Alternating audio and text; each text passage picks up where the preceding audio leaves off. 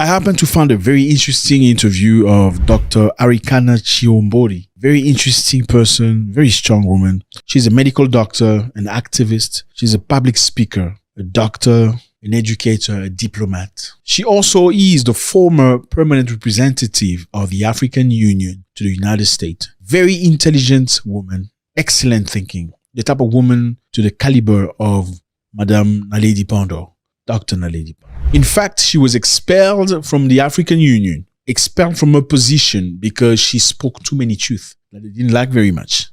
Let's listen. When I went to Ghana, I stayed at a beautiful hotel. When I walked into the room, right above the headboard was a humongous photograph of Queen Elizabeth. And I thought to myself, now I am going to go to bed tonight with the shadow of Queen Elizabeth hanging over me. What kind of dreams was I going to have that night?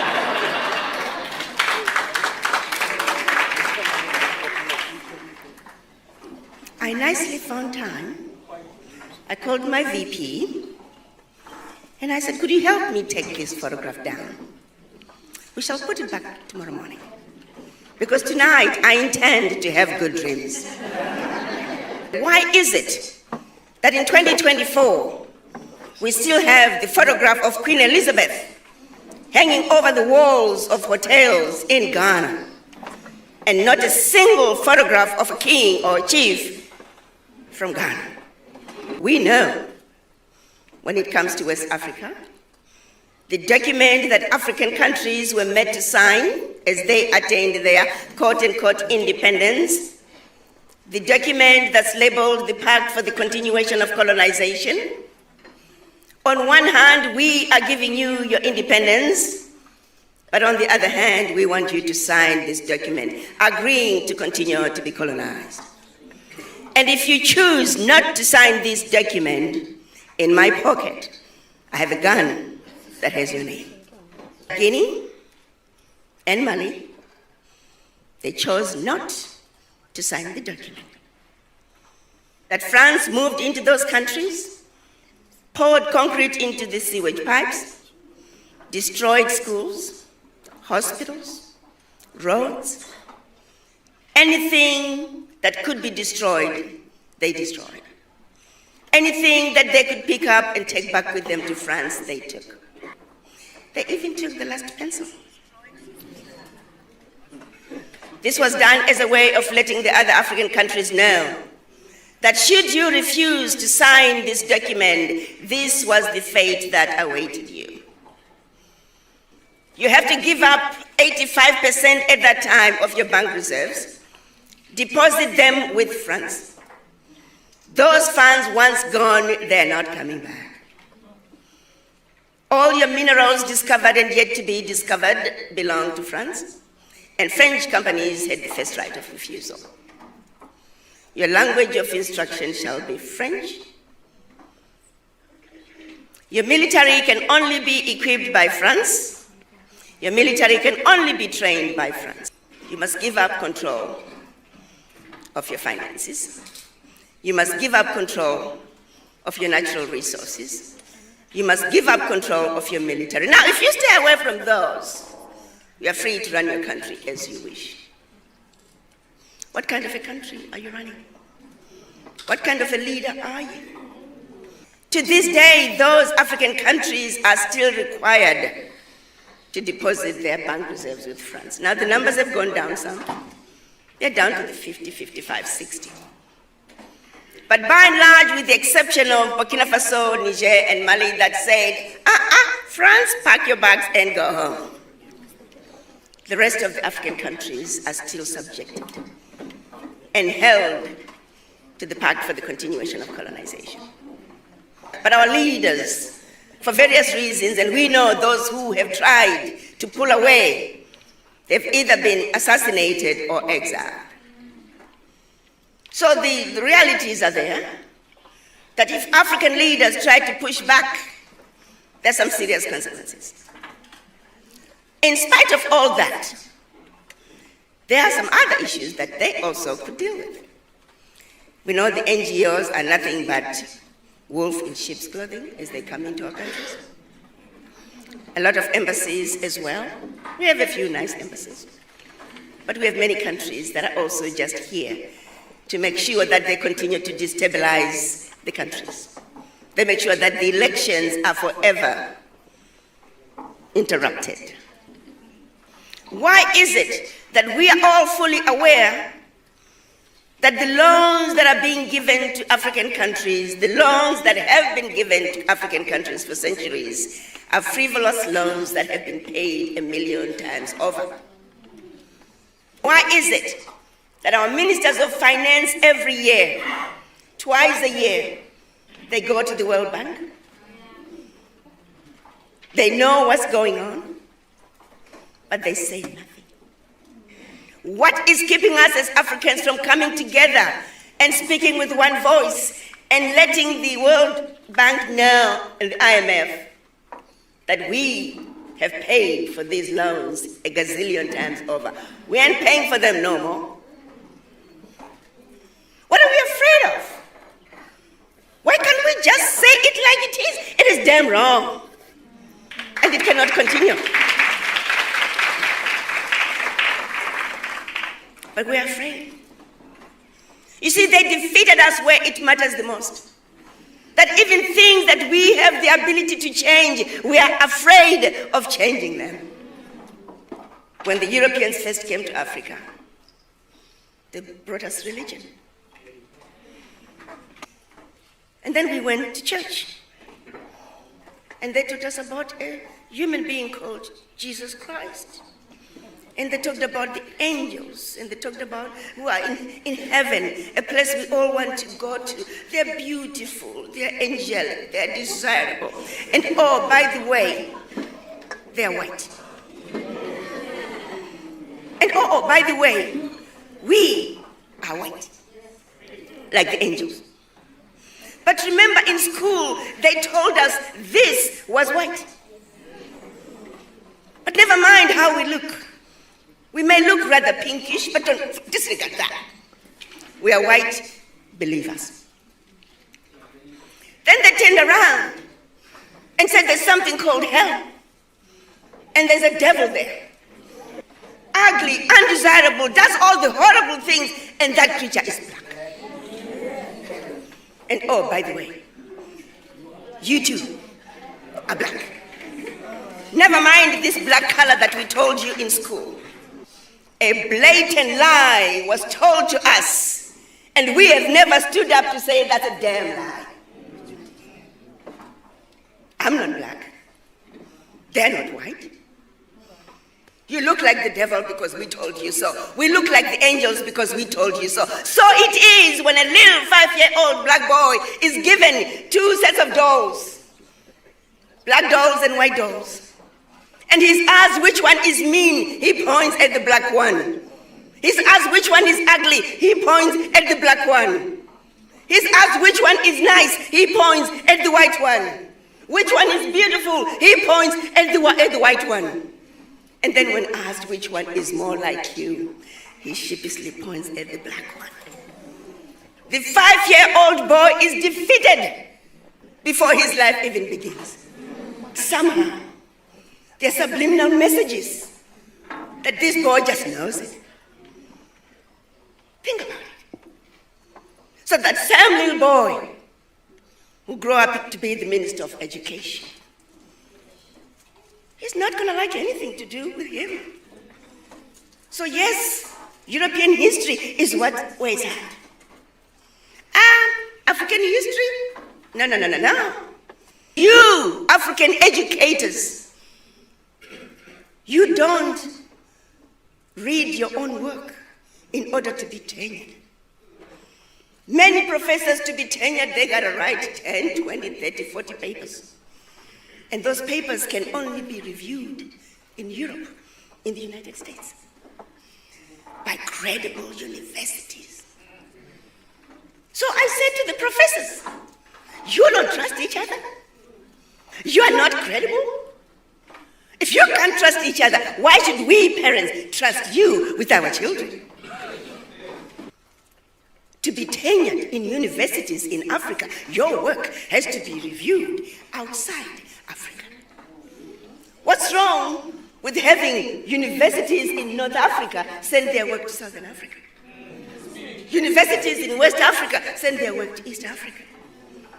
But no, black professors are going to be reviewing it. It's not acceptable.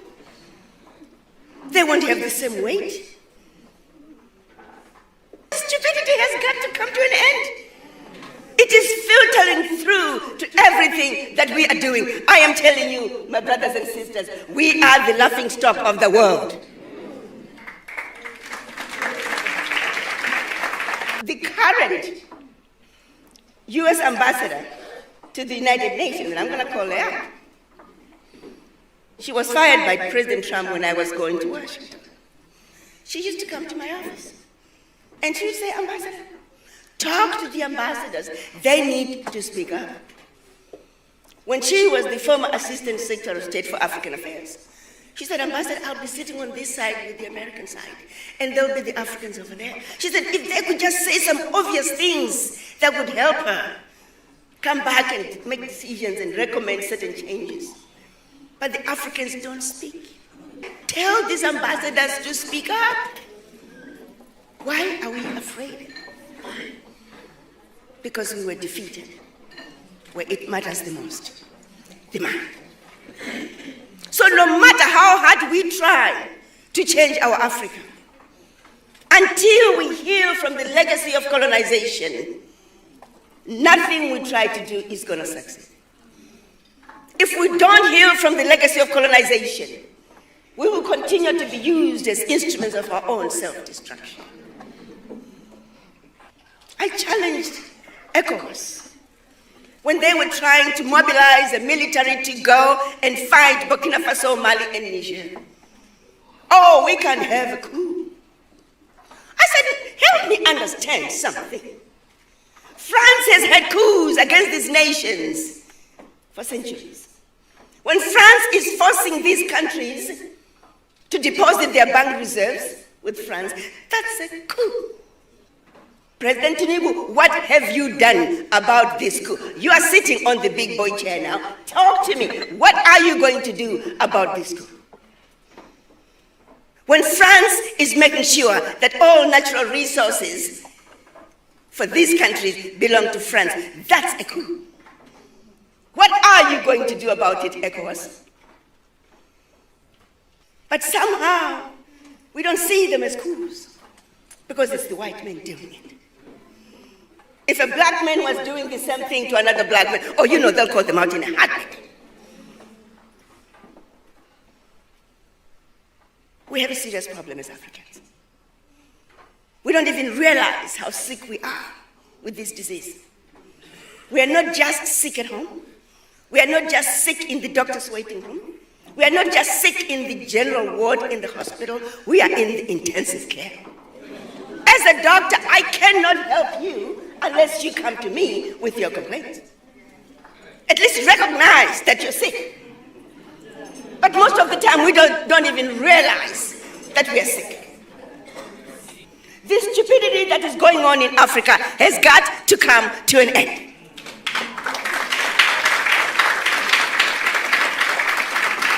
And you can't expect those who put us in positions of servitude to get us out. It's not going to happen. When is the African going to wake up? The African is stupid in Africa. The African is stupid in America. The African is stupid in South America. The African is stupid in the Caribbean. Wherever you see us as black people, we do some of the most stupid things.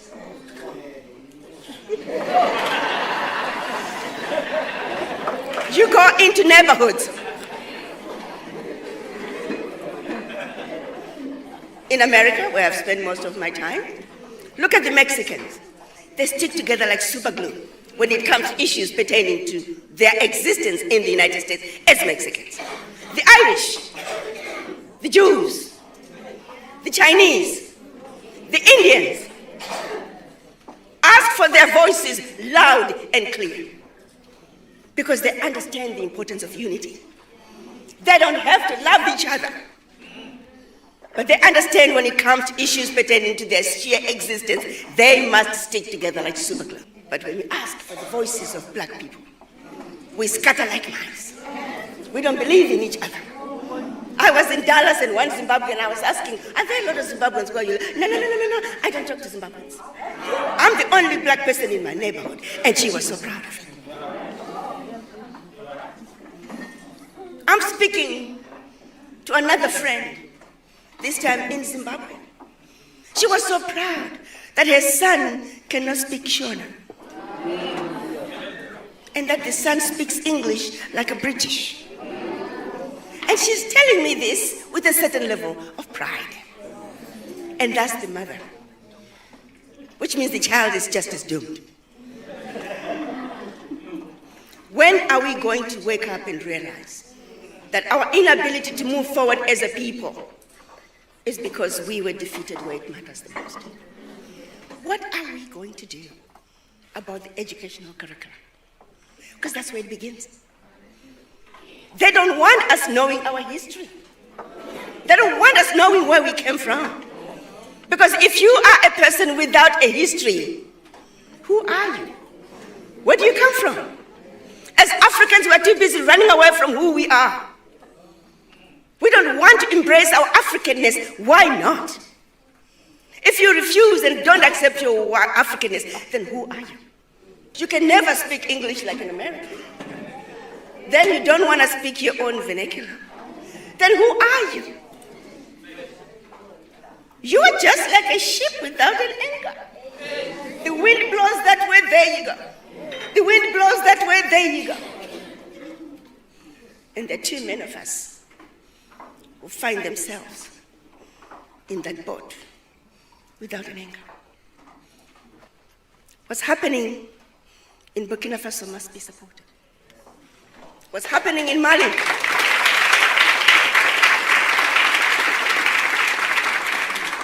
must be supported. What's happening in Niger must be supported. If you care the least bit about our future, how else are we going to get France out of Africa? How else are we going to get Britain, Germany, all those former colonizers? They're now in as multinationals, siphoning billions out of Africa, using safe havens to hide their returns. We know they're here. They are now wolf in sheep's clothing. If you look at the move that Niger made, by simply saying, France, you can no longer buy our uranium for 80 cents a kilo, when we know very well you're selling it for 200 euros per kilo. Niger was realizing about 1 billion out of the sales of its uranium a year, while France was realizing close to 300 billion.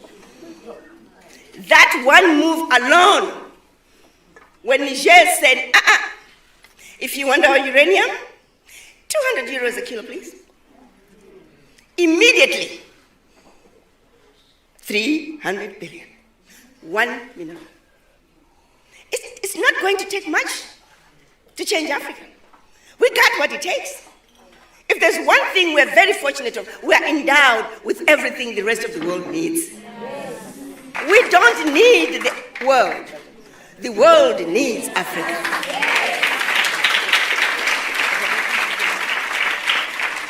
But do we really know that and believe in it and are ready to stand up and proclaim who we are? And let them know. But I've sat in meetings where I've seen ministers, America, can you help us with this? Europe, can you help us? Begging endlessly for something that we have.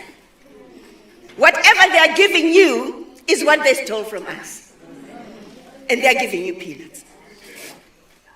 When are we going to stop being outsmarted by these people? They come to give you aid. You know very well that's your money. But we're so grateful. It's the same thing they're doing at the United Nations.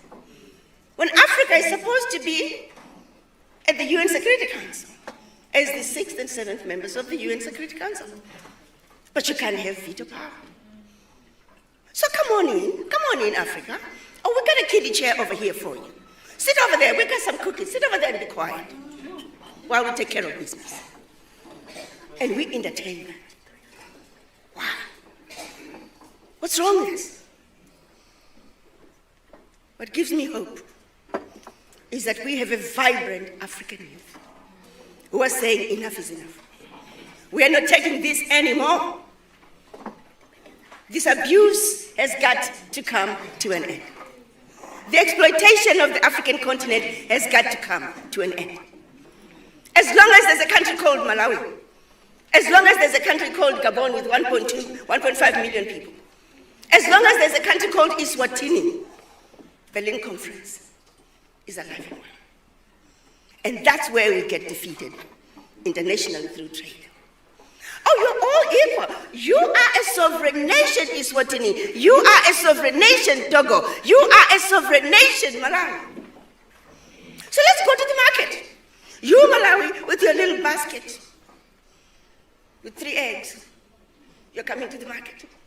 And here comes China with truckloads of eggs. I once was told that Zimbabwe thought, well, let's see if we can sell eggs to China. Let's supply some eggs. They're bringing stuff to us. Let's give them eggs. So I told the president, ask people to go do some research and see how much eggs we need to send to China.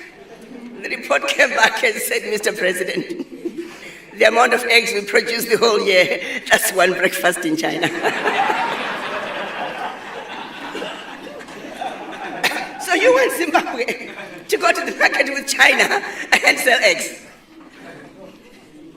As we speak today, we're all sick from the disease. None of us is exempt. And that's a fact. I'm going to ask each and every one of you to have a serious conversation with the image in the mirror. And ask yourself why you feel the way you do. Why are you automatically afraid of those who don't look like you? Why do you feel defeated? Why are you afraid to speak up and stand your ground? Besides, you are the mothers and fathers of humanity. Without the black woman, without the black man, the rest of the world would not be. That's a fact.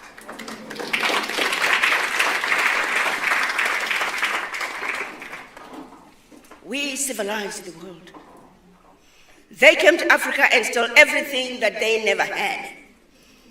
Came back with what they stole from us and made us believe that they gave it to us. But they wanted the history to start from here, so we don't talk about what happened before. My brothers and sisters, we are inheritors of an amazing continent. South Africa is an amazing country. We have people like Nelson Mandela, Walter Sisulu, our very own president. People who suffered and sacrificed everything for this country to be free. Why are we trying to disrespect them and go back? Look in the mirror and tell the world that we are the proud, the beautiful, the intelligent, sophisticated, highly adaptable, and totally indestructible Africans. Again, fellas, there isn't much more to add on to this. I think we need to review ourselves and ask ourselves questions. Pose ourselves real questions. Are we really brothers?